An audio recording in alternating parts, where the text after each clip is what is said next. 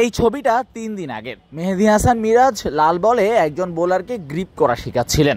তখন মিরপুরের ইনডোরের নেটে মিরাজের চলছিল শ্রীলঙ্কা সিরিজের টেস্ট সিরিজের প্রস্তুতি। এর পরদিন থেকেই শুরু হতে লাগলো ভাগ্যের খেল। প্রথম খবর, মিরাজকে চেয়েছে লাহোর কালান্দার্স। এর পরের খবরটা হচ্ছে মিরাজকে 4 দিনের জন্য অর্থাৎ পিএসএল এর ফাইনাল পর্যন্ত এনওসি দিয়েছে বিসিবি।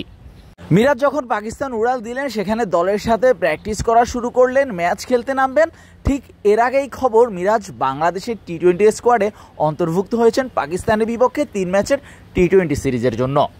বাংলাদেশের টি-20 সিরিজ চলাকালীন দেশে থেকে যে ক্রিকেটার নিজেকে শ্রীলঙ্কা সিরিজের টেস্টের জন্য প্রস্তুত রাখছিলেন সেই ক্রিকেটারেরই কিনা ডাক পড়লো ফ্র্যাঞ্চাইজি ক্রিকেটে। সেখানে গিয়ে এবার ডাক পড়লো জাতীয় দলে। অর্থাৎ মিরাজের যেন রাতারাতি সবকিছুরই পরিবর্তন হতে শুরু করলো। কথায় আছে কারো পৌষ মাস কারো সর্বনাশ।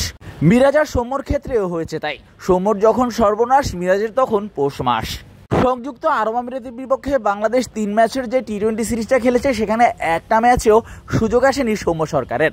এবার পাকিস্তানের বিপক্ষে পাকিস্তানের বিমানটা ধরা হচ্ছে না, তাদের দেশে যাওয়া হচ্ছে না। কারণটা ব্যাক ইঞ্জুরি, যেটা থেকে সুস্থ হতে সৌম্য সরকারের রিহ্যাবে সময় লাগবে 10 থেকে 12 দিন।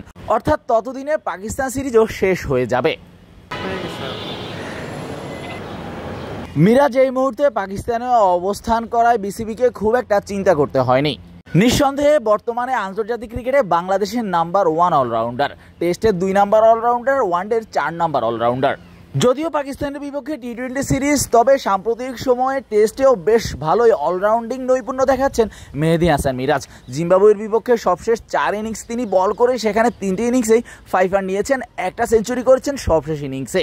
বিপিএলে হয়েছেন ম্যান অব দ্য টুর্নামেন্ট ব্যাটে বলে ঝলক দেখিয়ে। তাই তো সৌম্যর বদলি কে হবেন সেটা নিয়ে খুব একটা চিন্তাও করতে হয়নি নির্বাচকদের। টেস্ট ক্রিকেট এবং ওয়ানডে 2 জায়গাতেই বাংলাদেশের ভাইস ক্যাপ্টেনের নাম মেহেদী হাসান মিরাজ। টি-20তেও ভাইস ক্যাপ্টেনের দায়িত্বটা এর আগে পালন করেছিলেন। সবশেষ টি-20 খেলেছিলেন মিরাজ ডিসেম্বরে ওয়েস্ট ইন্ডিজের বিপক্ষে তাদের মাটিতে। এর পরপরই বিপিএলে নৈপুণ্য দেখিয়ে ম্যান অব দ্য টুর্নামেন্ট হয়েছেন। কিন্তু পাকিস্তান সিরিজ এবং আরব আমিরাতের বিপক্ষে যে সিরিজ, সেখানে মিরাজের জায়গা হয়নি তার বোলিংয়ের কারণে। অর্থাৎ 4 ওভারে যে কোটা মিরাজের, সেটা নিয়ে খুব একটা সন্তুষ্ট ছিলেন না টিম ম্যানেজমেন্ট। বলা হয়েছিল মিরাজ এই মুহূর্তে দেশের সেরা ক্রিকেটার, অর্থাৎ তাকে অ্যাভয়েড করার কোনো সুযোগই নেই।